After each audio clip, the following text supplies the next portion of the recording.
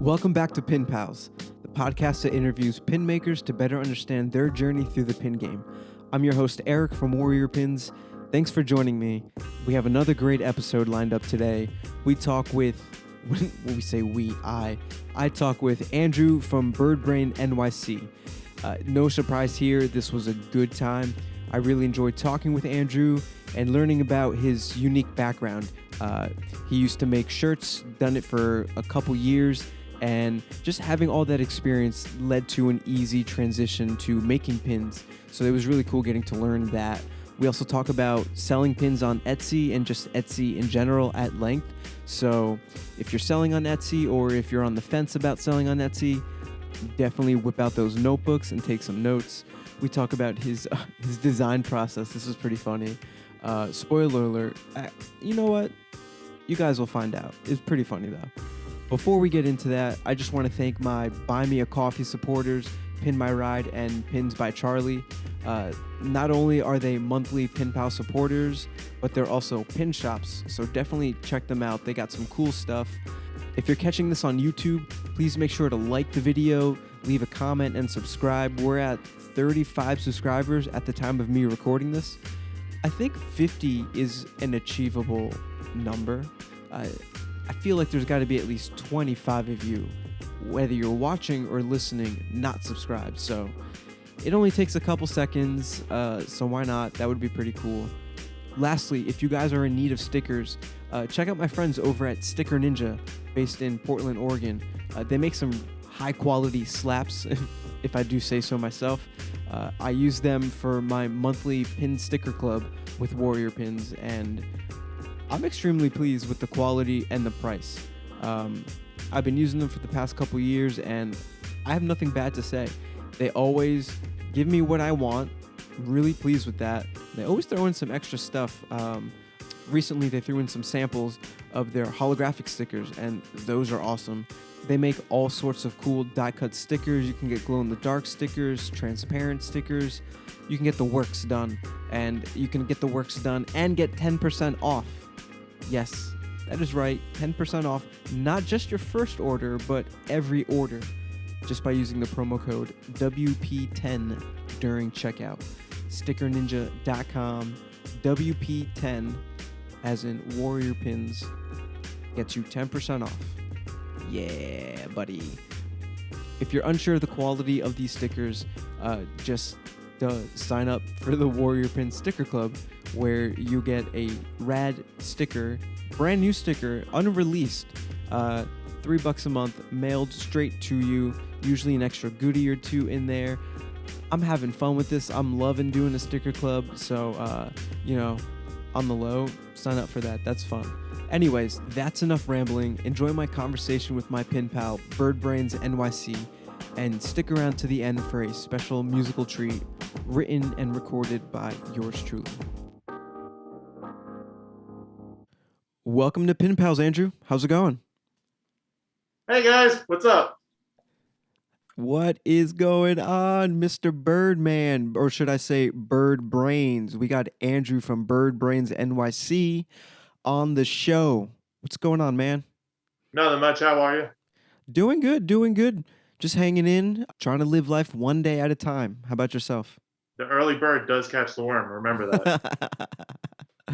I love it. All you guys watching on YouTube, you'll see that Andrew's got an awesome bird beak mask going on. I love it. Look at that. And now I'm getting rid of it because it's annoying. What's going on, guys? How are you? Good. Let's jump right into it. Why don't you tell me and the listeners who you are and give us the spiel on Bird Brains? Nobody wants to hear that crap. No, I'm kidding. But so started long ago, Mother Goose and Father Daddy Bird met in a quiet park, met on a branch, and boom, 9 months later I was born.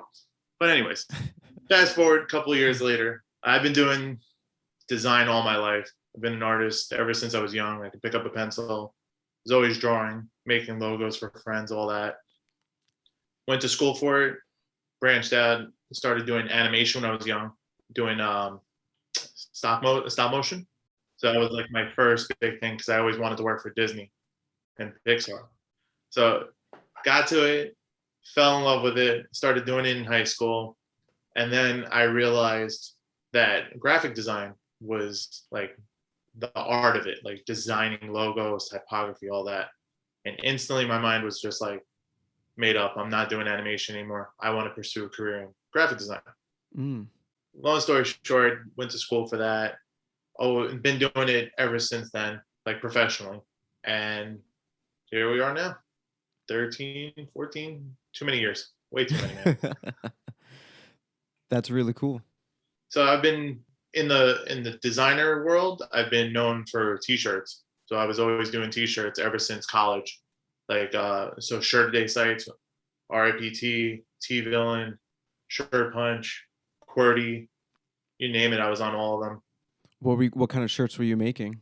So parody shirts. So literally Oh, nice. Okay. I love mashups, but I also love nostalgia.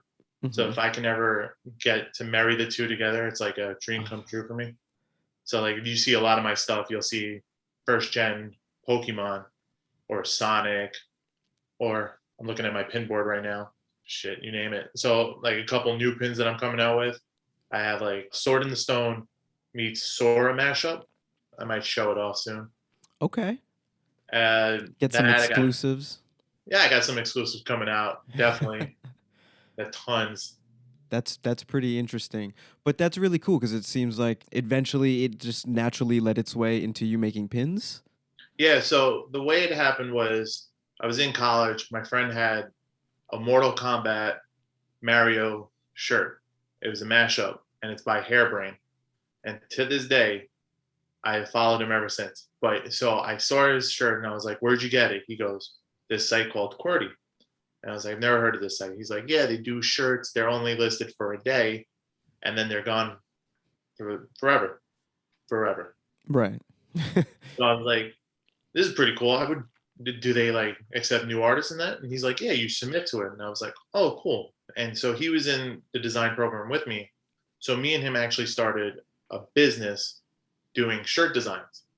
And it came to it that let's say I was more talented than he was. Sure.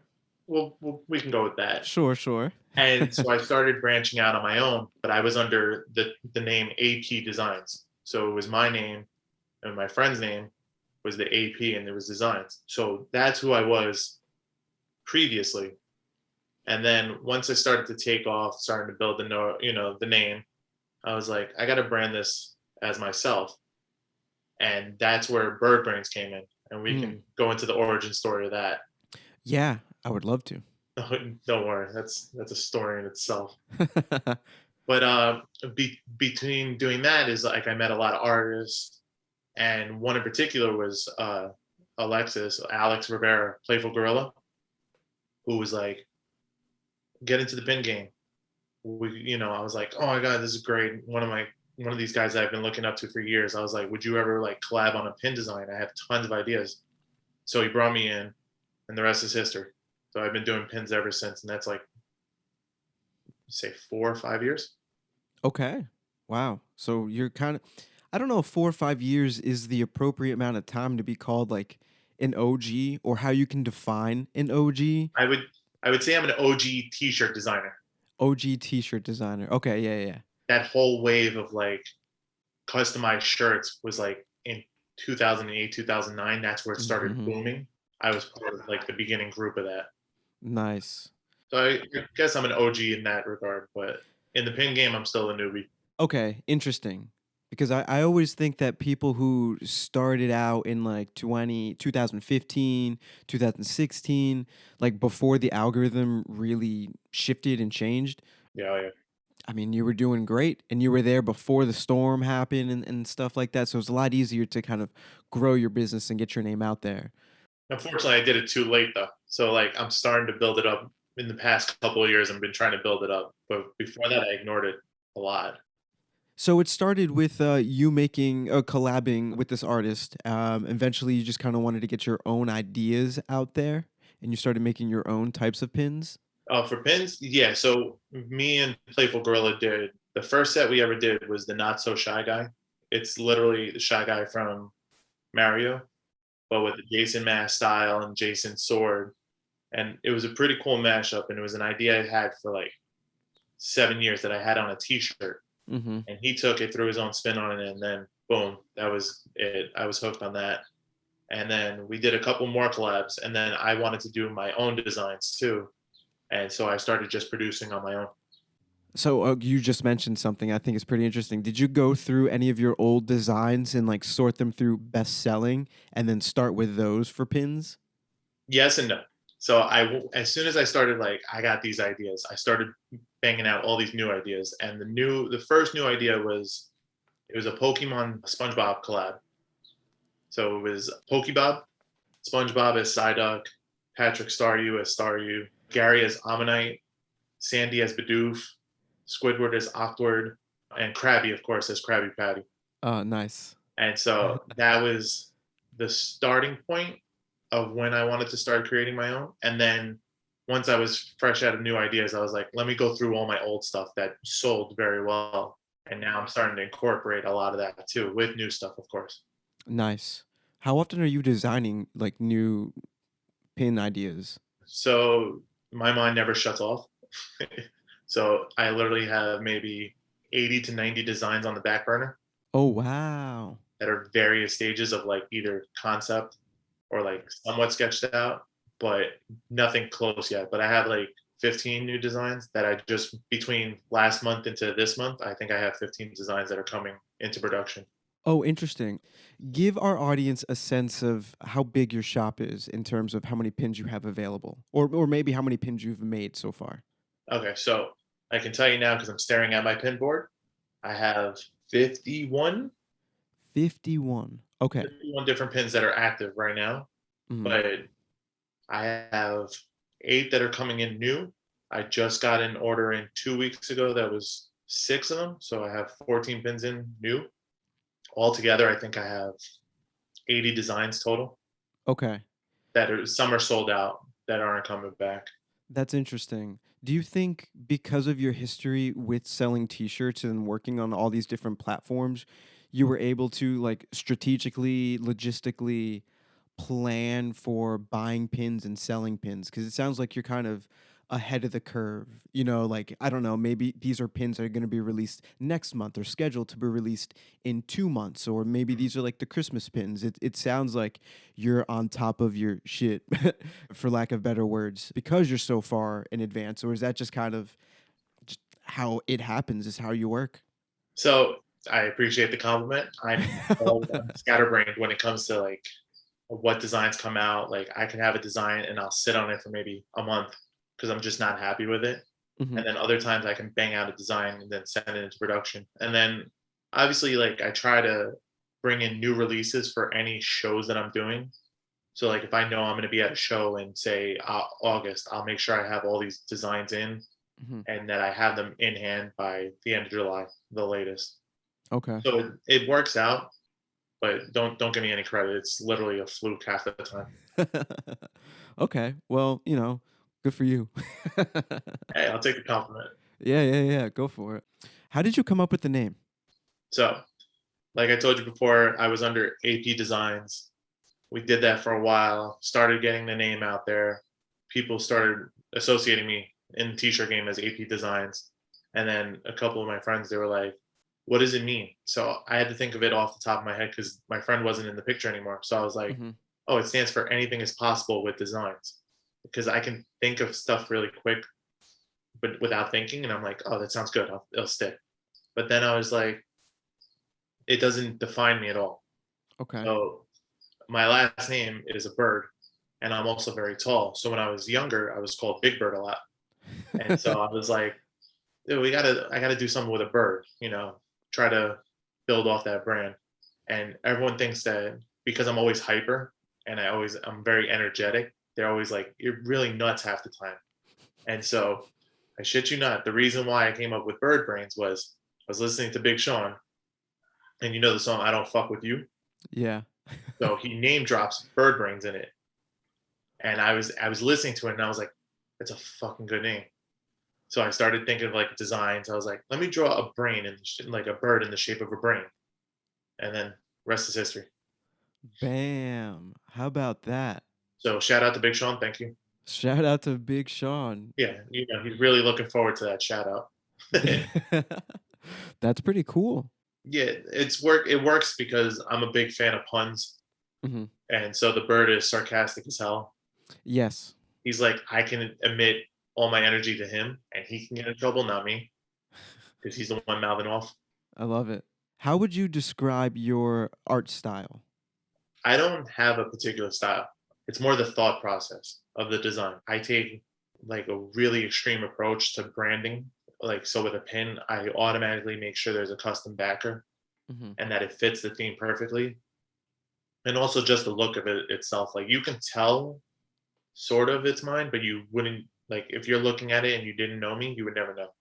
Got it. So I kind of like it and I don't like it Hmm. because then it gives me the opportunity that I can branch out into any style I want, and I could do literally whatever I want. And then it's not like I'm taking away from the design; it's more I'm accenting it.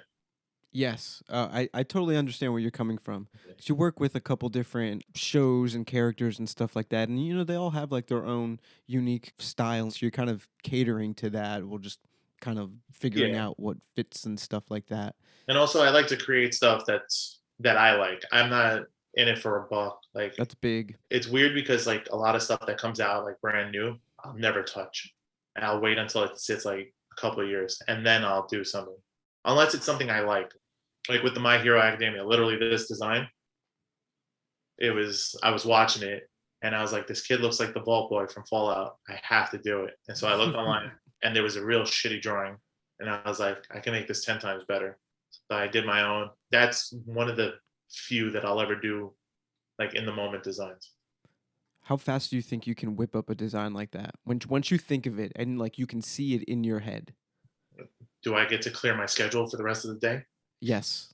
If I can do it, I can literally knock that design out maybe 3 hours. Okay. It's good when I zone out. I'll zone out and I just stay focused on the design and I can just do it. And then what I'll do is I'll do a preliminary, lay down all the line work, figure out the colors I want, and then I'll take an hour break, like just to sit away from it. Kind of reset. Yeah. Yeah. And then I come back and I'll finish it and then done. Okay. I like that. What tools are you using? Illustrator and photo. Well, I draw everything in Illustrator. Photoshop if I have to like manipulate anything, but for the most part, it's Illustrator. With like a tablet? Nope. Oh. And I'm old school, man. So I don't even use a mouse. I have the mouse built into the laptop. Oh, the trackpad. Yep. Trackpad OG. Okay. Do you have any tips for anyone with also that setup, aka me? Let it happen. Like a lot of times it's like I'll draw something and it was a mistake because I'm using a trackpad. So you can't like get a full whip of a Hmm. line. And sometimes it works out for the best.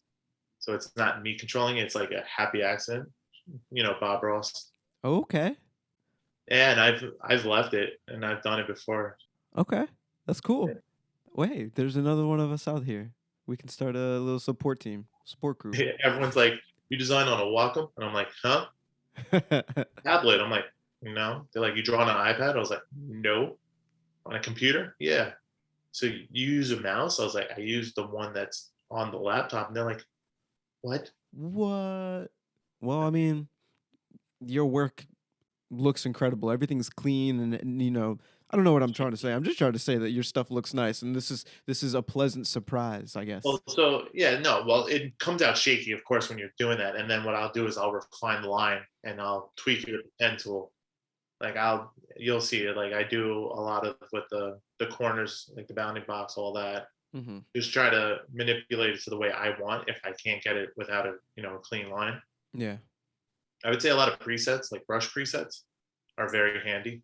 Hmm. So one in particular is I like to use in Illustrator. They have for the brush preset, it's calligraphy, and it's a Okay. calligraphy pen, and so it gives you a little bit of a whip even with the short, and then you manipulate it right afterwards. Okay. I'll give you a little tip there. Yeah, man. Maybe we'll start a new like mini series on the podcast together. You can give lessons out on Illustrator. That would be fun. Halfway through it, they'll tell me to shut up and just keep drawing because I'll just start talking. Hey, man, even a time lapse video. I mean, those are always pretty cool. Yeah, I wish I did them. Imagine. There you go. Maybe. What's your process like for making pins? Once you have the idea, you draw it. Kind of walk me through your process. So as soon as I have the idea, immediately go to Google, immediately go to any designer style. So like I'm always looking on Google, what's selling, what's trending, like what's out there in the world. But I always check no matter what. It's always Google, Mm-hmm. and I'll go through at least 20 pages just to make sure no one's had that idea. And then once I'm comfortable that I know that no one's done it, then I start getting references, seeing what approach I want to take, and then I just dive right in. And diving right in, does that are you contacting these references? Are you contacting pin manufacturers directly, or are you going through companies that maybe offer a service, kind of like a middleman type deal? Oh, in terms of pins, no. I work with. I had a good relationship with my previous pin manufacturer, and then we were having a bunch of issues, and then literally we stumbled. Me and another artist stumbled on this new manufacturer that I have, and I've been working with him for like 4 years, and it's just been awesome results. So I stick with him, Okay, and nice. he's pretty much the only one I use. Okay. What are some things that you look for when searching for a new manufacturer? Literally, LinkedIn is your best friend. LinkedIn. Yeah. So Okay. and you can put it as anything. Put yourself as self-employed as like one of your jobs, and just say you did pin designs. You'll have at least 10 people hitting you up saying I make pin designs. But the thing is, you got all these people, but you've never you haven't had a trial run with them or test run with them, so you don't Mm-hmm. know what their product is, even if they show you pictures. Yeah. But it's more just building a trust. Yeah, if I'm comfortable with someone, I stick with them, or like through and through. Yeah, for sure. I'm actually in the middle of working with a new manufacturer, and what I just recently learned is manufacturers are able to make backing cards and put the pins on them and then put them in baggies and then ship them to you. So that's my secret, is that I started showing people that they could do that, and they were like, Yeah. "Are you joking?" I was like, "No, man, I'm lazy as hell. I don't want to be sitting here for 3 hours of my time that I don't have to put pins on backers and Mm-hmm. then bag them and then sort them." Mm-hmm. So I have it all taken care of. Of course, you do pay a little bit extra, but Yeah. the time saved, well worth it. It is so worth it. I had to employ my partner, my girlfriend, over Black Friday weekend to just help fill all the orders. And then someone on the podcast, I can't remember who, mentioned that. Mine was blown. They actually came in today. So I was like, wow, this is awesome. It's done. So you mean you have something to debut? Oh, yes. I'm not sure when this will episode will air, but I believe the pin will be out by then. So, how about I trade you debut for debut? So two pins that actually came in last week. One of them is one I kind of spilled the beans upon, and it was the Sword in the Stone and Sora mashup. So I have that one, and then I'm going to show you another pin that I did, and there's a reason why. It's a little fun Easter egg thing that I do for the pins, Ooh, but the Sora one, nice. Oh, is that a little sparkle action happening? yeah. So I know my camera is not that great, but if you can tell, the keyblade and the chest itself Mm-hmm. are glitter, Oh, I love that. so you can kind of see it in the light. Yeah, yeah. That looks cool. By the time this airs, you'll be able to see the picture in its glorious detail on my Etsy. I love it. All right, now you. Okay. I also got two in the mail today, both from the new manufacturer. So this isn't, trying to promote them or anything like that. But this first one is a big one. I believe it is 3 inches wide. You know, I'm a turtle guy. So we have this turtle trike, Leonardo on the turtle trike. America. Yeah, pretty cool, giant. I don't know. This is what they do, right? They put their hand behind products. Yeah, it's so that it zooms in and it focuses on the pin itself. Yeah. It's kind of hard when you got that microphone right in your face. Yeah, but it's pretty cool. I'm excited. The last couple pins that we've been releasing have been bigger pins. What I'm noticing, just as like a general trend, is that pins are getting bigger, and like I'm just seeing a lot more people release bigger pins, and it allows for a lot like more details on the pins, which is really cool. And especially if it's soft enamel, I think you get a lot more action happening. Funny you say that is that like I've noticed that a lot of pin makers are making gigantic pins like 3 inch and bigger, and I'm just Mhm. like I don't know if the demand is there. Like I think it's like I think they're huge. Like it doesn't make sense for me. So I made a. Are you a Game of Thrones fan? I'm not the biggest fan, but I kind of know of the series. So you do you know what the Hand of the King is? I guess I don't know the series. So it's like so you have the king, right? And then you have his like first in command, his like right hand man. Yeah. So the badge that they wear is called Hand of the King, and it's literally Okay. a hand holding a knife with a circle around it. I was like, if I ever do a big pin, I want to do Hand of the King, but as a keyblade. A Playful Gorilla did a design. He did Hand of the King, but he did a Mickey hand with the sword. And I was like, you missed an opportunity. Good. We're going to collab. We're going to do this. And it's going to be the Mickey hand with a keyblade. Okay. So we did that. I can't get it off my board right now, but it's in my shop if you ever want to see it. We still have a couple left, but that's a 3 inch pin. And I was like, I'm hesitant. I don't know if we should do 3 inch. He goes, no, man, we got to do it. If you're going to do it, you got to make it the size of the actual pin in the show. Long story short, we do it. Everyone loves it. I was like, what? This is crazy. Nice. So I think I might do a larger pin, but it has to be the right pin. Yeah, I do.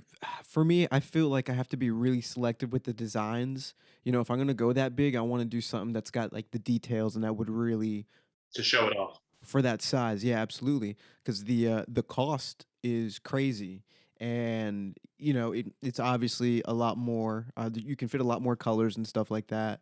But then you start adding like premium effects and stuff like that. Like whether you do glitter, glow in the dark, it could be dyed. Well, actually, I think dyed might be a little bit cheaper. You get all the different access to the different, what would you say, extras. Extras, yeah. Adventure Society mentioned they'll call them like premium features, so I've just been rocking with that. And I'm like, well, yeah, I mean it is a premium. Even like the pearlescent is a nice finish that I'm trying to figure out how to work into one of my pins. So I was trying to do it on the Fallout design that I have, and I was trying to add pearl to it, but the cost was like way too high, and I was just like, Yeah. not yet. I'll save it and I'll try to figure out when I can use it. Yeah. Nice. So I have one more pin. Yeah. Okay. I was just gonna say. Yeah. And the reason why, so I just came out with it. So I'm from New York. Obviously, we know one of the biggest teams in New York is the New York Knicks. And this is an old design that I had. And I was like, every single time I see the Knicks logo, I was like, yo, I could fit a Pokeball in the design. And so when I was back in the t-shirt game, I did the New York Cantos. And it's literally this. Yo, I love that. So what it is you see the colorway, it's red. It's the colors of Pokemon. Yeah. So what I do with my pins is like I like an added feature and something that sets me off from like everyone else. So what I started doing originally was doing chase pins, similar to like Funko. Chase pins. So Okay. you know how Funko has chase variant pops? Yes. So I do the same thing. Okay. So it's basically you get a 1 in 6 shot of getting the special variant. And so I do this for pretty much every single one of my pins. And of course, so if you could think what would be another colorway that you would do this as? The New York Knicks colors. Yes. So Ooh, that is tight. So what I do is it's a 1 in 6 shot, very random. I throw them. They're all packaged up. I don't look. If you purchase it in a convention or online, I literally look through it, and you get that and a special variant sticker that goes with it. That's really cool. It gives the buyers like a little bit of a gamble. So they're like, oh, which one am I going to get? And it just I feel like it's an extra, like another thing that I can put into it, like another special touch. Definitely. I think what's really big in terms of giving it like a special touch or just really playing into the limited factor and like the special limited edition drops, especially when you're doing variants and stuff like that. So like when I bring them in, it's usually like 50 or 100 at a time. So 1 in 5, 1 in 6 shot, you're getting at most 10 to 20. So Hmm. they're not out there in the world. Like if the pin is an open edition, I'll do it. Like I'll rerun it, but the ratio still stays the same. So you're still getting the limited aspect of it. Hmm. But most of them are like one off. So like once I'm done making them, I don't make them again. So it gives you a little like an added bonus if you say like they'll be like, oh, I got something that's not going to be reproduced, and you don't need to worry about the artist, trying to make a buck off of it. So it's cool in that aspect. Definitely. That's really cool. All right. So before we move on to marketing, do you have any final parting words, perhaps some advice or tips for those looking to get into the pin game? Do what you like. Like don't make shit because you know it's going to sell. Don't feed the hype. Don't go into like, oh, you want to do Marvel because everyone loves Marvel. Do stuff that you like because when customers see that you love your product, they gravitate more towards it, and it's just more of a bond. I did like a minion design because I love minions, so I did them in a cart, and I did minion cart, and it's literally like probably one of my favorite designs. And people were like, "Why'd you make it?" And I was like, "I just love the design. I'm not in it to make a buck. I'm in it to just create." And people are like, "Oh, it's actually really cool," and they'll buy it. So it's just like I feel like that's it. Be genuine. Don't feed the hype. Just go for stuff that you like. If you like stuff that sells really well, good. If it doesn't, don't beat yourself up on it. Just create stuff that you like, or just create more stuff. Mm, I love it. Feel like a wise owl. You Those are words of wisdom, my friend, for sure. Definitely going to make that into a clip for this episode. You gotta add like really spiritual music and like a good vignette. I want like everything. And then right afterwards, it's a picture of me with the beak on. Look to your left and let me get like a left profile shot of you. This way. Yeah, yeah, yeah. And then we'll slow it down. Slowly look at the camera. There we go. So tell me, Andrew, how do you get the word out about bird brains? How are you telling people? You squawk a lot. You swat? You squawk, like a So, bird. oh. Woo, over my head. Squawk, That's fine. yes. You take a shit on their car. They're like, "Hey, why'd you do that?" And be like, "Oh, this is really awkward, but here's my score." There's your business card. A little sticky note. A little sticky something. Blasted everywhere, man. Like you can look at my page. I don't have a big following. I have like 1,000, I think 1,300 followers. Trying to get it up there. Trying to boost it up there. With all the other big names that I know, who's got the tens of thousands. But just guerrilla marketing, man. You got to just push, push, push. Go to shows, conventions, Yeah. get the name out there. Going to shows is a big one. Oh yeah, definitely. I've been working at shows for 7 years. Started doing shows 3 years ago. Okay.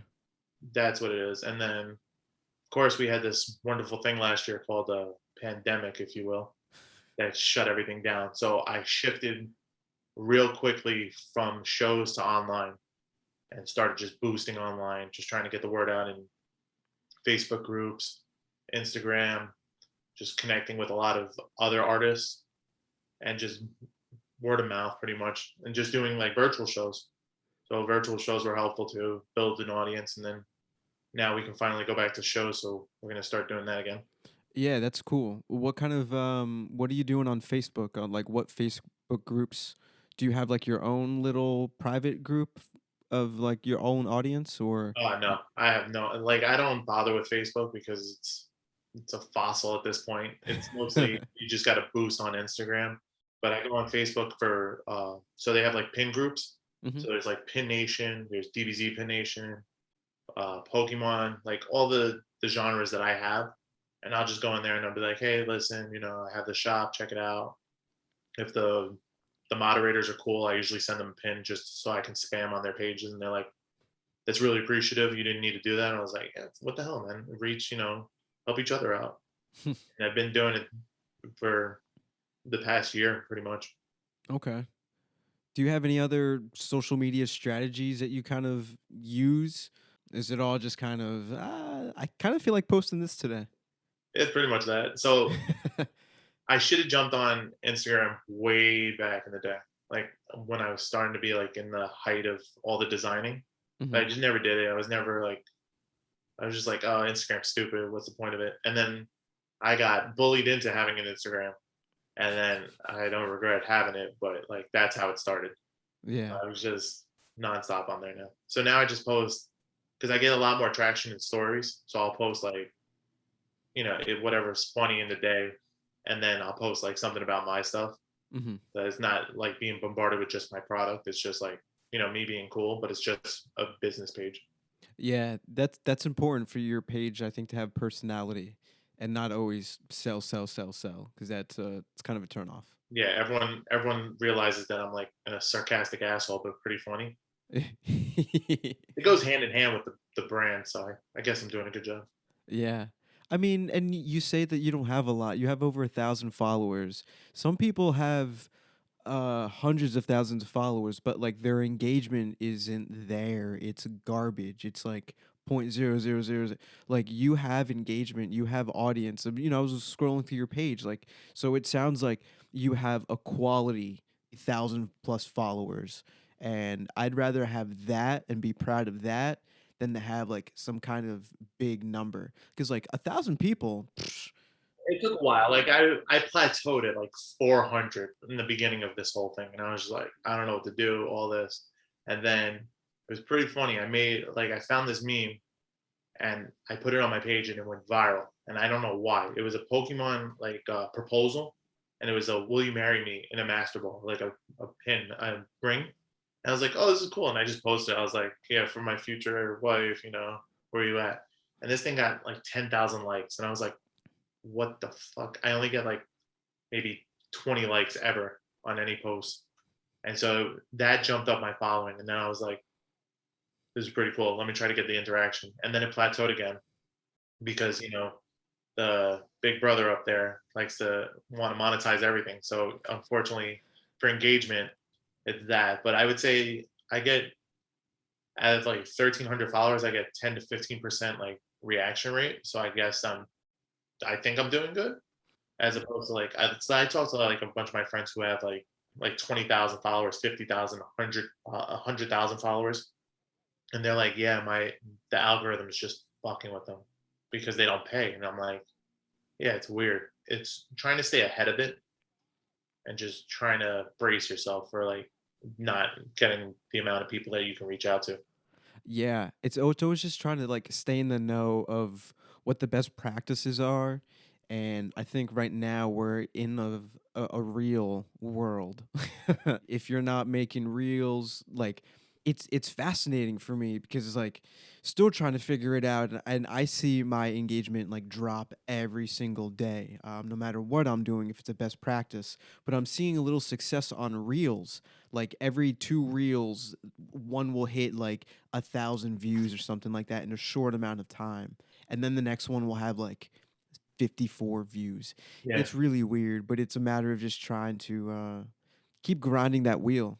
Yeah, but that goes back to like the whole thing. I don't do anything. Like if everyone's doing it, I'm not doing it. Like I don't have a TikTok. I don't give a shit. Like, but I have the personality for a TikTok, Yeah. and like I can just be a goofball. I'm just like I don't want to do it. It's a lot of work. Being when you're a pin maker, you're also a content creator. Like otherwise, how else are you gonna get the word out about your pins or sell them and stuff like that? I started doing TikTok, and it still feels weird to say that and to have those words come out of my mouth, but it's pretty cool. And it's in terms of staying on like emerging platforms, I think there's still actually a better organic reach on there versus Instagram. Yeah, so they Um, start monetizing it and it gets well, it's through the roof now in terms of popularity, but like yeah, you'll see it start to crack down, and then it's just 100%. And then I don't know where we're going next with like I'm on Clubhouse. I'm having a lot of fun on Clubhouse. I've heard of it. I don't know what it is, to be honest. Just think of it, the audio chat rooms based on a singular topic.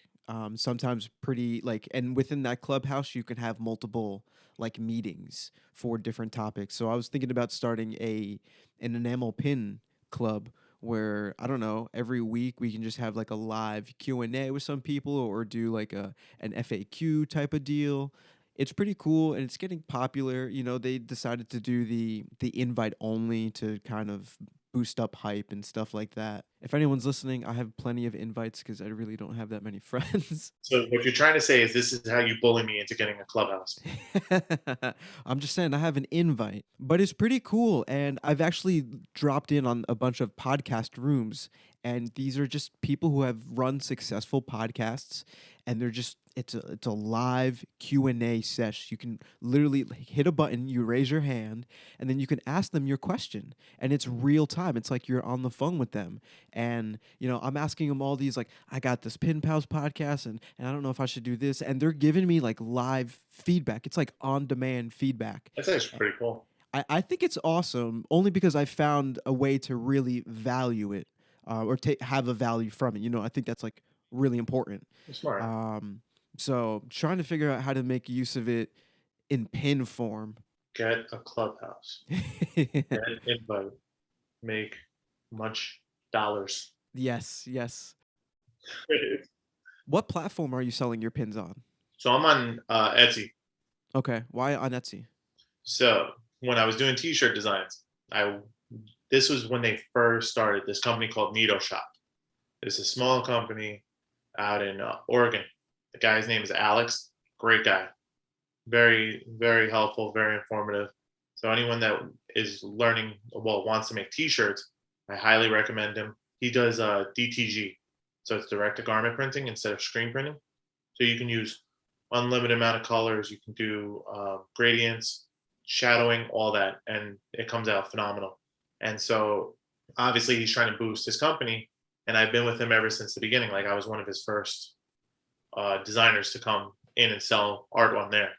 And so he's like, you should really get an Etsy. And I'm like, oh, man, I don't think so. I feel like it's too much work. I don't know all this. And he goes, all right, I'm going to make you an Etsy, and I'm going to put a couple of your T-shirts on there, and then you have to do the rest. I'm like, fine, whatever. That's a fair trade-off. And so he's like, I built it all out for you. And I was like, what? He's like, yeah, I have the whole platform, everything set up. All you need to do is just add your artwork whenever you want. And it's linked up. He does dropship also. So it's literally, all I do is I send the info from Etsy, throw it right into Neato, and then boom, he takes care of the rest. Okay. And so I was like, okay, cool. So this is when Jersey Shore was like the big, it was coming back. Everyone was like, all GTL, baby. Yeah. So I made an ugly sweater design because I was doing ugly sweaters. It would be funny if I did a Pauly D one. And everyone's like, yo, you're an idiot. Don't do this shit. You're stupid. You might sell one. I was like, all right, cool, whatever. So I put it on there, and Etsy went ballistic. I was getting 20 orders a day from this thing. Whoa. First year. I was like, what the fuck? And this was constant. I was like, wait, I can make money off this shit? And so the guy, Alex, he goes, aren't you glad I set that up for you? I was like, you, sir, bravo. And so I've been selling on there ever since. Etsy's still like sort of organic in the sense of if you bring sales in, they're going to start pushing you towards the front. And so anytime you bring in a new item on your store, it'll get a burst, or it'll make your store relevant. So there's like algorithms that you can choose around it. So like you don't upload everything in one day. You space it out so that your page stays organically in their system. How about that? I didn't know that. Yep. So yeah, never post everything in one shot. Always spread it out every like day or two. And usually the most traffic is if you're selling and you want to put stuff out there, I highly recommend putting it on Monday. And then you space out Monday, Wednesday, Friday. So that way your traction stays through the weekend. And then you repeat the process if you have, inventory, obviously. Ooh, interesting. I had no idea. I've never thought to think of like an Etsy release schedule. If you hit the product in, you'd be like, yeah, I got my stuff in, cool. And you're sitting on it and you're like, oh, I got to really post this, in like a week so that I get the engagement. You could do it as soon as you get it in. Or what I do is I build the back end first. So I'll put the listing in and I'll keep it deactivated. And then when I want to activate it, I'll just put it like I'll go on Instagram. I'll be like, oh, the pin is going to release in whenever, and then as soon as that hits, I just hit activate and it's up and ready. Okay. I want to sidetrack real quick.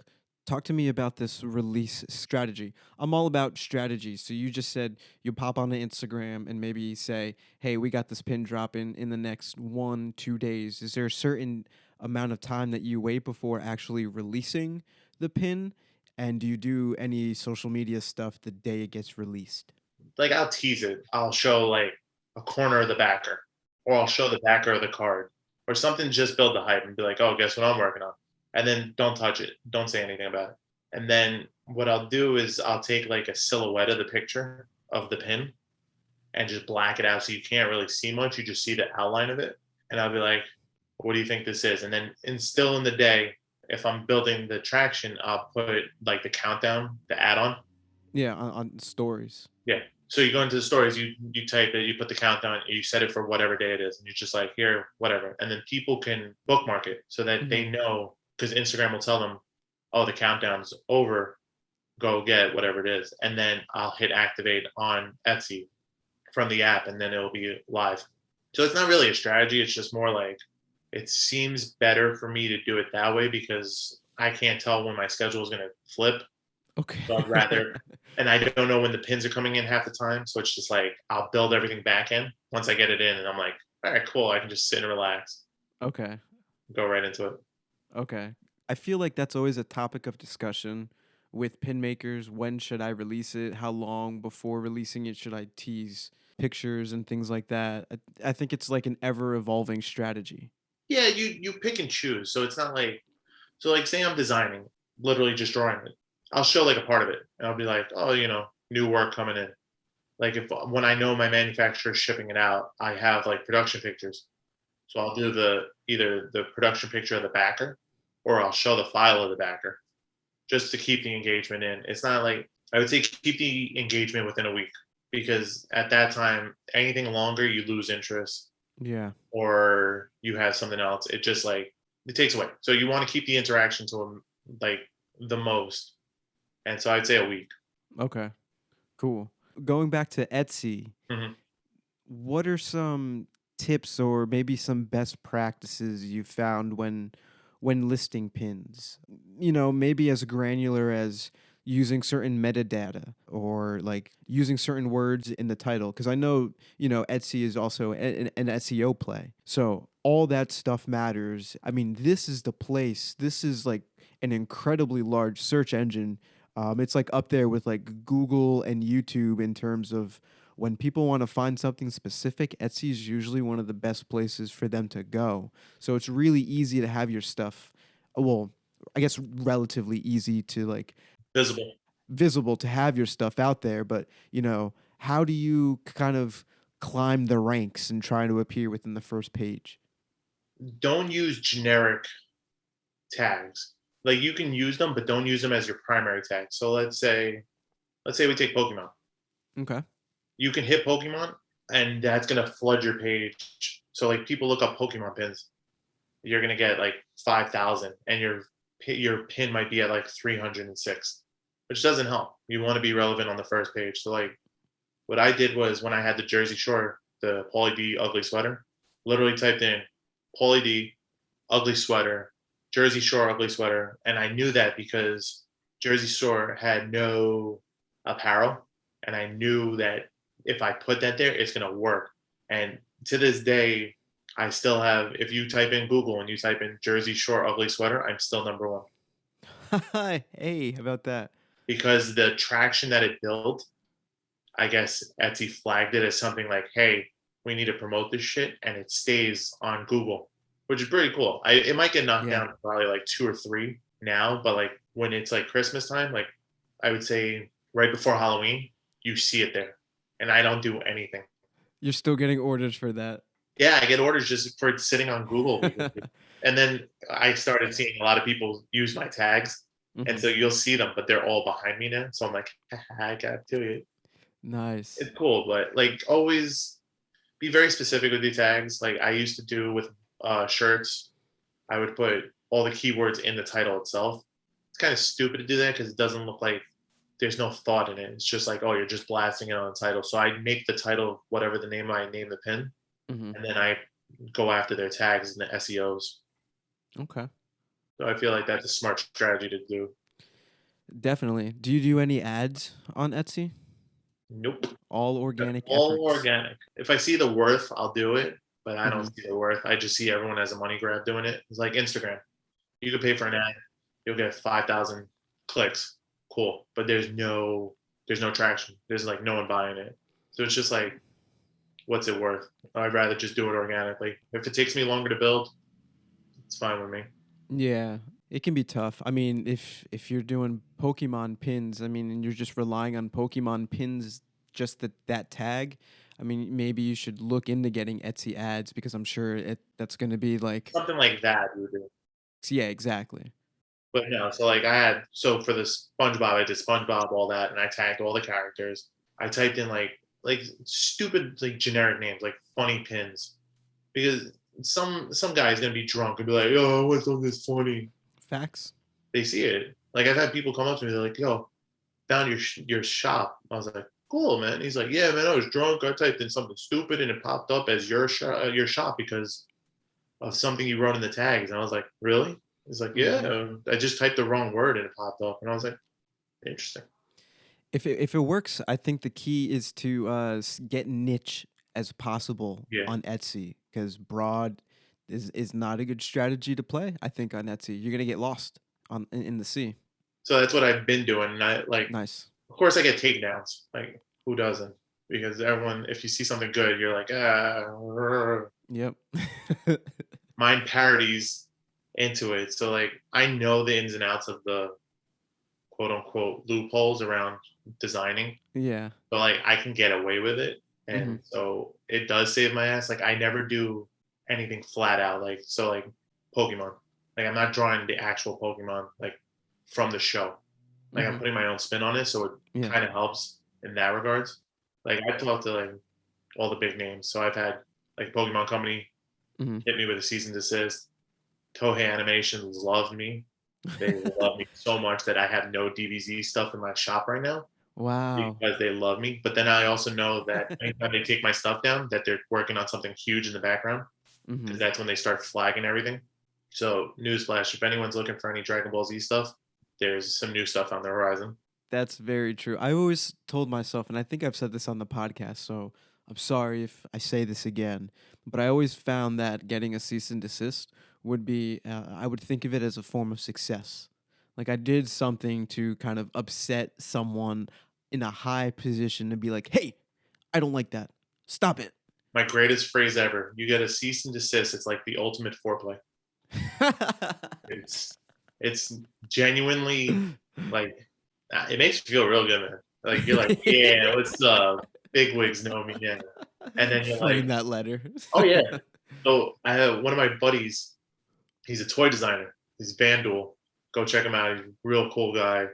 And he did a Nike box like for packaging, and Nike hit him with cease and desist. So he goes, interesting, cool. He wrapped the whole. He did like a product line where he designed his toy hoodie guy, and he wrapped it in the cease and desist as like tissue paper, and he put it in every single one of the toys that he sold. Oh, that's great. And he just went at it. He was like, "This is perfect." Just blasted on everything, and he enjoyed it, and he got so much success for it. And I was like, "Smart move." I love that. So it's new pin backers now. So if I get a cease and desist, might have to start doing it. Yo, I love that. Just run with it. Oh yeah, fuck it. Fuck it. There you go. Controversy sells. You are right. That's how we get, I don't know, who's it? Nicki Minaj singing about wet stuff? Controversy. Oh yeah, well, I was gonna say you could go with Kanye. Bad publicity is good publicity. There's no such thing as bad publicity. Yeah. Anyway, let's say you had $100 to spend on a marketing budget. How would you spend it? Can't use it on food. Can't use it on food. Fuck. All right, now I gotta think. Look, Unless you're buying your customers some food. shit, are they buying? Only if they buy my pens, then yeah, why not? Oh, there you go. There's the marketing strategy. Hey, boom, marketing. Nah, I think I would probably do it probably through Etsy. I would try to do that because I feel like that's the most organic ad revenue. Mm-hmm. like more bang for your buck. Yeah. It's like Instagram's not worth it. Facebook, no. It's like that's the only means I think I would do it. All right, cool. So moving on, before we started this call, we started talking about PalCon and how you attended PalCon. And for anyone unfamiliar, it is and correct me if I'm wrong, it is a toy con, toy, video game, Yeah, pop culture conventions. pop culture convention. There you go. Right here in New Jersey. And Andrew attended it. So why don't you tell me a little bit about your experience there? So yeah, so I did PAL last year in Brooklyn. It was in the Brooklyn Expo Center, and it was literally the last convention before the pandemic. So it was like surreal that that was the last one, Mm-hmm. and then to come back into a convention center. Well, I did patches and pins, so I guess the PAL would be my second convention back into the real world. So it was good to see that everyone was still welcoming. They really missed conventions, and it felt like the world was getting back to normal in the terms of like everyone cosplaying, everyone coming to see like their favorite artist. I had a couple people that came out just to see me, which was pretty cool. That's very cool. Yeah, and so so I did it last year. So I was like, let me try it again. I'm gonna go to Jersey, so where they had it was in Wayne, New Jersey. Mm-hmm. Well, I don't know when this is gonna air, but this was while we're taping this. It was the week before. So Yes. Memorial Day weekend? yep, literally Memorial Day weekend, and it poured. Yes. It was fun trekking through that, but in the end, it was worth it because I got to see some old friends that I haven't seen all year because of the pandemic.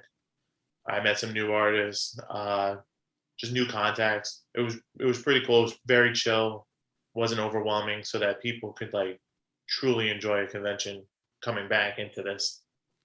Were there any other folks out there selling pins? So I have a couple buddies that were out there. So MZR Creations, he makes Evil Ghosty. So he makes Mhm. these little ghost guys that have like coffee or a watermelon. They're pretty cool. He was there, and another one who's a big toy artist is Red Guardian. Red Guardian, he's from New York as well. He was out there, but I think that was the major players for pins. And of course, my buddy Coffin Couture, he was selling his horror pins, which was pretty cool too. And he was vending with me. Yes, I think I've crossed paths with that dude before.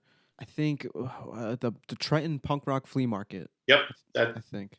he's Yeah. out in Jersey, so you definitely saw him somewhere there. Yes, for sure. That's pretty cool. So you were just one of a handful people out there slinging pins. Yeah, it was mostly comic book artists, Funko Pop sellers, and a couple toy designers. So, but like in the pins, it was probably like three of us, Okay. which is pretty cool. Would you do it again? What, pal? Yeah, why not? I'm good friends with the guy who runs it. I don't have any ill will towards him. And if I can make any money, sure, why not? Okay. Yeah, I'm just, thinking about it in terms of a pin maker perspective and like a business like If you're starting out, try it because it's not going to overwhelm you like the big names are. So Mhm. like if your first event is like New York Comic Con, you're going to be overwhelmed. But like it'll start to bring you into the world of conventions, and you could sort of dip your toes in and figure it out. So I would say it's a good opportunity for anyone new to do it. What's your favorite part about going to these shows and vending at them? It's a toss up. It's either between seeing old friends that I don't see, that I only see at conventions, or just meeting new like customers. Like just having the genuine experience, conversing with them, like just talking, shooting shit with them. Like I'm not there. Like when I go there, I'm not like pushing any sales on you. I'll tell you what the sales are, and I'm just there to talk. Yeah. As you can tell from this podcast, I don't shut up. We could keep going. My God, don't tempt me, man. For anyone looking to vend at shows, what do you think are like one or two must-haves at your table? In terms of your sanity or just like overall product? Overall product, but I like sanity too. Well, the sanity you need a very comfortable chair. That's number one, because you do not realize when you're standing on your feet all day, you want to be able to sit and kind of relax for the maybe 3 minutes that you're able to sit down. So that is Facts. number one. And number two, insanity, make sure you have lots of snacks and lots of beverages. Yes. I usually have trail mix and a huge jug of water with me, and then I'll bring some other snacks if I like need like a pick me up. That's literally what I bring too. Oh yeah. But in terms of product, build your setup at home. Like figure out how you want it to look Mm-hmm. and finalize it there. Like I've gone through 5 different setups, and it's just me just trying to like evolve it, trying to see what's easier. And it's not like I can give you the dry cut what you need. Right. You need your product to look good and be able to present itself, but also tailor it towards the style you want.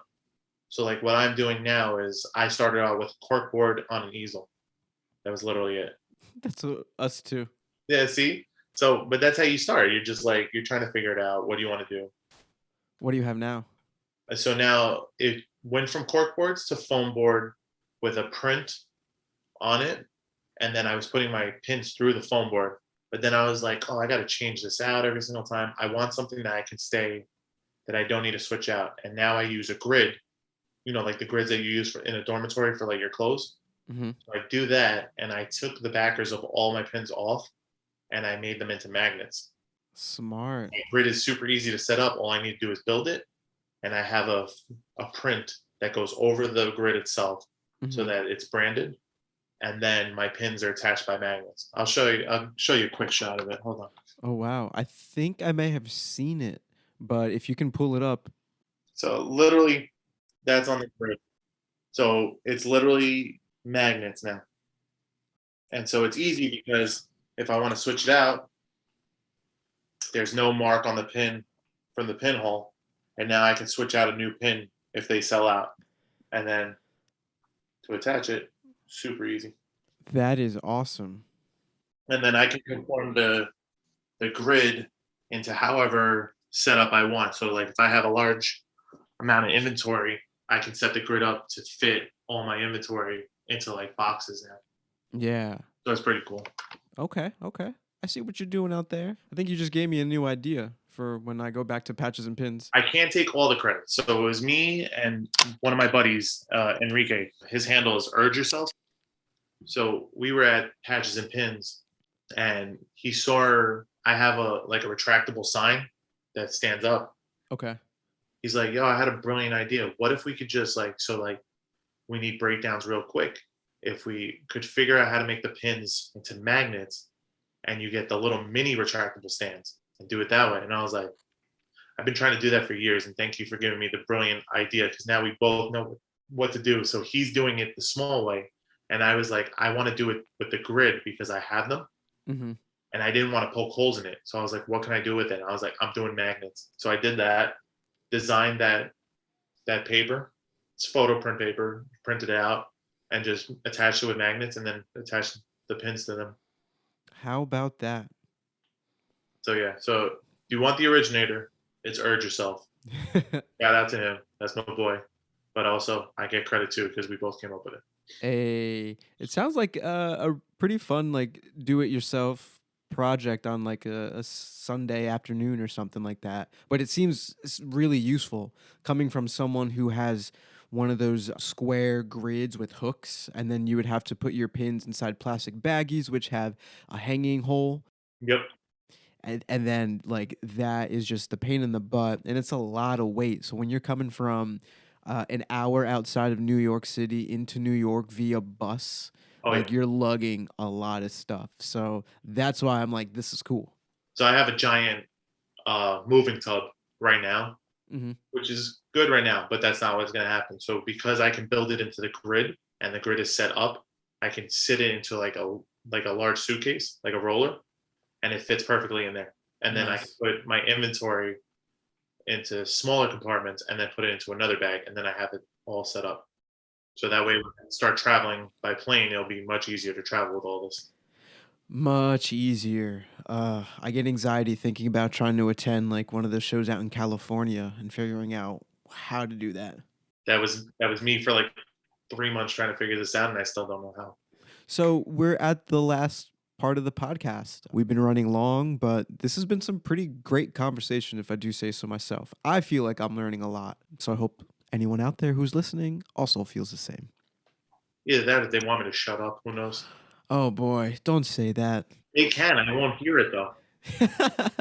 This is true. So I'm just going to ask you questions. Just kind of, give me the answers that come off the top of your head, and we'll just kind of keep it moving. What is your most favorite release? Probably the Hand of the Kingdom pin. Why is that? Because it was an idea that I could jump off of Playful Gorillas and make it better. So it's like kind of like an ego boost. I think that would be it. And it combined the two of my favorite franchises. So it was Game of Thrones and Kingdom Hearts. Can't beat that. Okay, well, there you go. I can attest for the same in my own world. Do you prefer soft enamel pins or hard enamel pins? So I've only done soft enamel pins. I've never tried hard enamel. I want to try it, but I'm still trying to figure out the logistics, if that makes sense. Mm-hmm.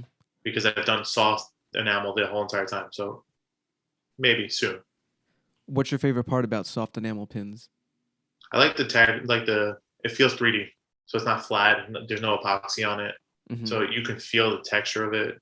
I don't know. Because what it is with the color, it makes the color 3D in a sense. So it gives it even more depth. And I feel like that adds to a lot of my pins.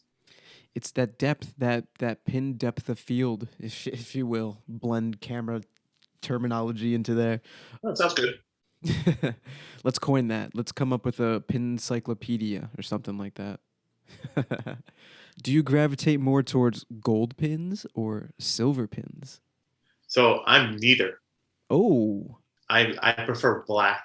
Like I prefer painted dyed because most of my designs are outlined. So I feel like I do it that way.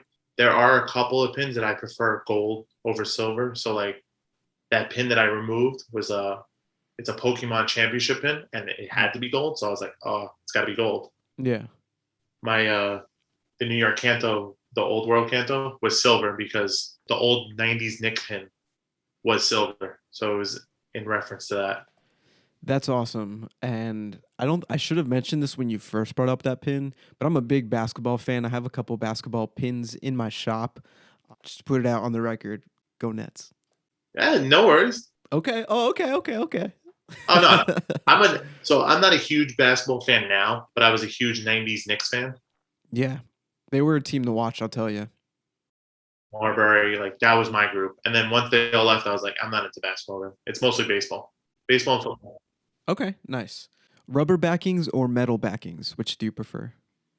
So to have on my possession, I prefer locking backers because I throw my bag everywhere and these things do not fall off.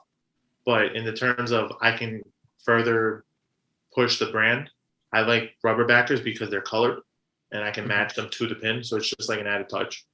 Oh, that's nice. Do you just get them made different colors? Because I've seen manufacturers will do different designs. Like I've seen heart-shaped rubber backings or pixelated stuff.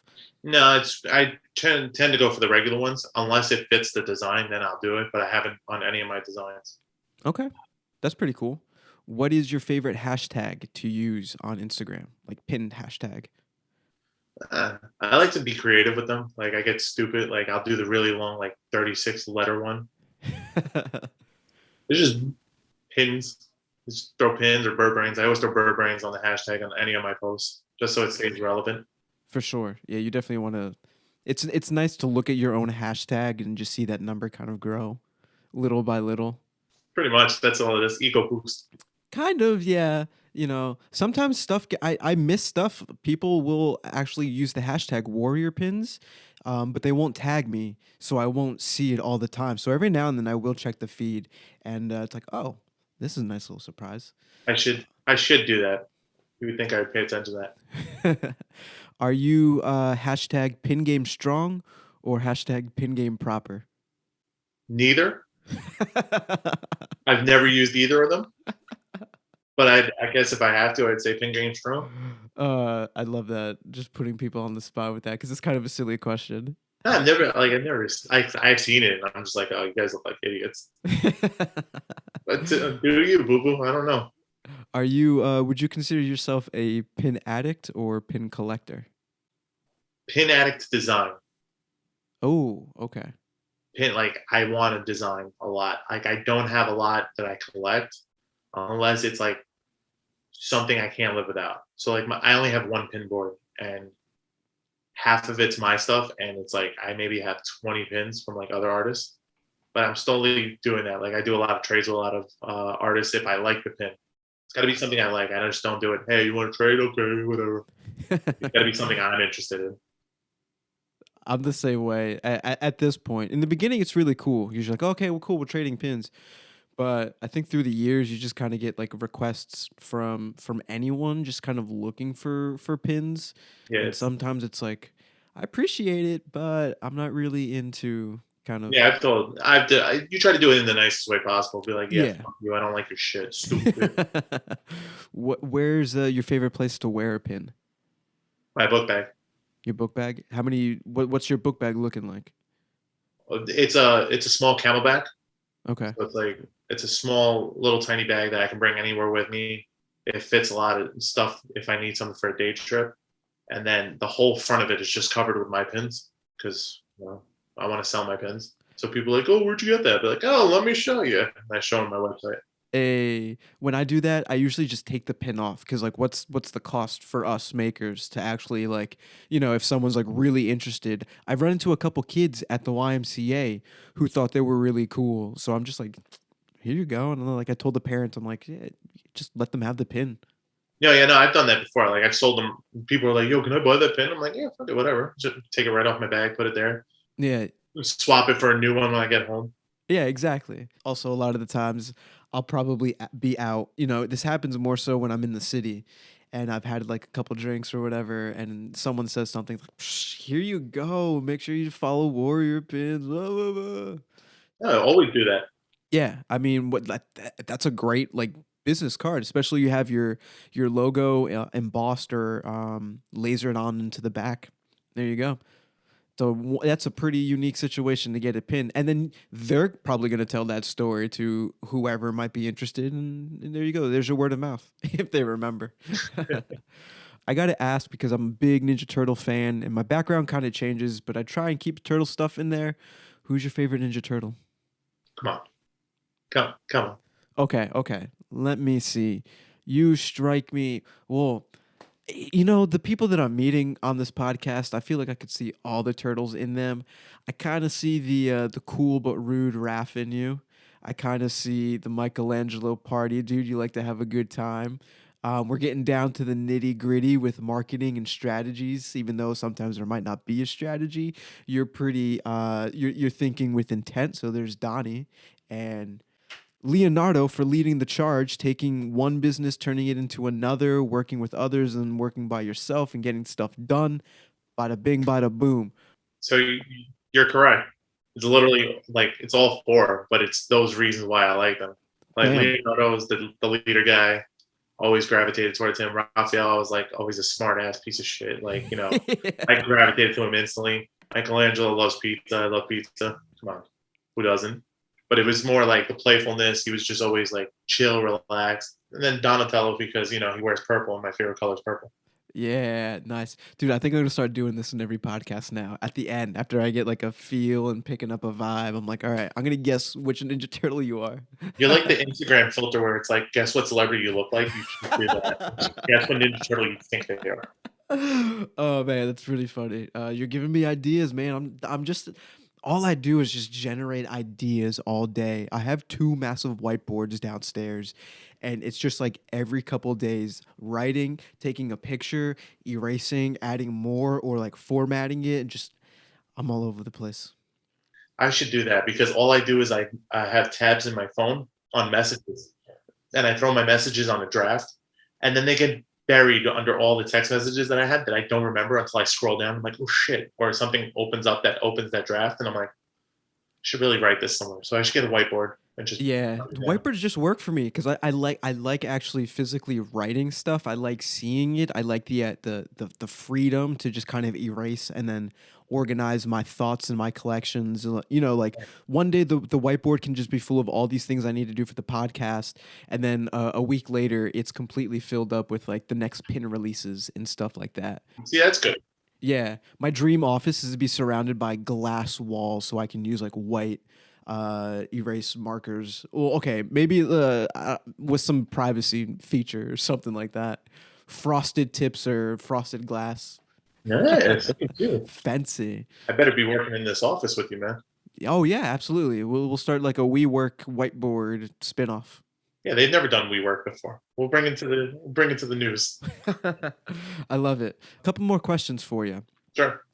What has been the proudest accomplishment with Bird Brains? So I've been a designer my whole life, and my background is branding, and so not that many people know like what my personal life is like. My background is branding, creative direction, typography. So I feel like Bird Brains in itself was just an embodiment of that. It's just like I took something that was a concept, Mm-hmm. I brought it to life, and I made it productive. So I guess the fact that it's not I'm working for someone, it's my stuff. So like I have all the control on it. That's cool. I like that. A lot of people just kind of, oh, I made this amount of money or sold this amount of pins, actually turning the idea into something tangible itself. It's like a child you want to give away. No? No? My bad. Sorry, guys. For those who don't know, I'm not a parent, and I wonder why. I love it. How do you think Bird Brain stands out from all the other pin shops in the world? What do you think makes your shop unique? Smart ass responses half the time.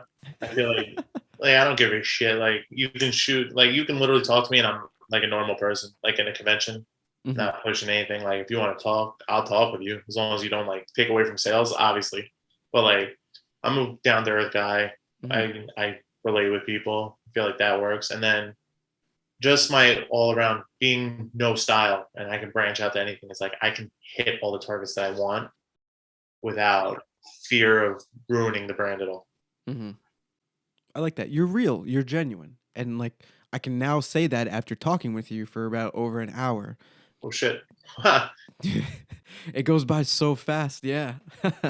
And that brings us to our last question. I typically end the podcast by asking everyone this. Andrew, what are the little things in life for you?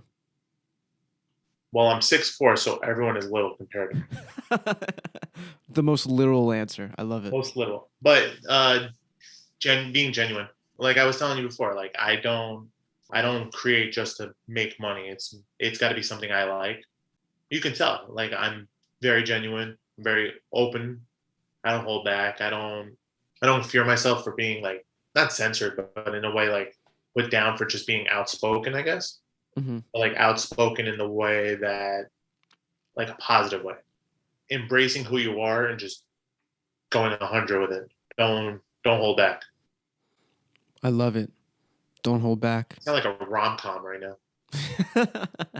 I mean, kind of cheesy, but sometimes we need to hear it. I like cheese. Cheese is great. Cheese is delicious. Smoked Gouda, I look like a piece of cheese right now. looking like a snack. Hey, Hey. okay, get out of here, bird. Well, Andrew, you made it to the end of the Pin Pals podcast. How do you feel? Woo-hoo. Excited, I guess. That and hungry Yes. because I have not eaten dinner. I've actually had to go to the bathroom since the beginning of this podcast. No lie. I wanted to see if I could, for whatever dumb reason, because I'm going to win something by holding it in this entire podcast. I'm wondering if anyone, if anyone's listening, do I look agitated or do I sound agitated? Because I think from minute 10, I think I've had to go. You could have been like me and just pissed right on the floor. I did it mid podcast, bro. No, Wow. no. Well, another thing we're going to have to offline about, I got to figure out your tactic. Key downward. Always key down. I want to give you the floor. If you have anyone to give shout outs to, any of your friends, tell the listeners what you have going on and where they can follow you. I'm going to pass the mic on to you. Thank you first and foremost for having this wonderful platform. Like it's pretty cool that it gives you the celebrity status without being a celebrity, if that makes sense. Like it's another platform where I could be genuine, and it's good that someone else is genuine while they're talking. It's not like you work for someone, you're literally working for yourself. So thank you first for that. make sure everyone follows you, but they are because they're watching this podcast. So, I hope so. but if you do want to follow me, I'm on Instagram. It's BirdBrainsNYC, spelled out just like that. You can find me on Etsy, the same thing, BirdBrainsNYC. Because if I say the URL, it's just stupid. Just type it in the search. I should pop up. I hope you can't miss it. It's literally a bird in the shape of a brain. I'd like to thank God, the guy at the hot dog stand that put extra mustard and onions. Nah, I feel like anyone that I've given shout outs to, they already know. I don't need to boost their egos anymore. Or they're following. I want to boost mine.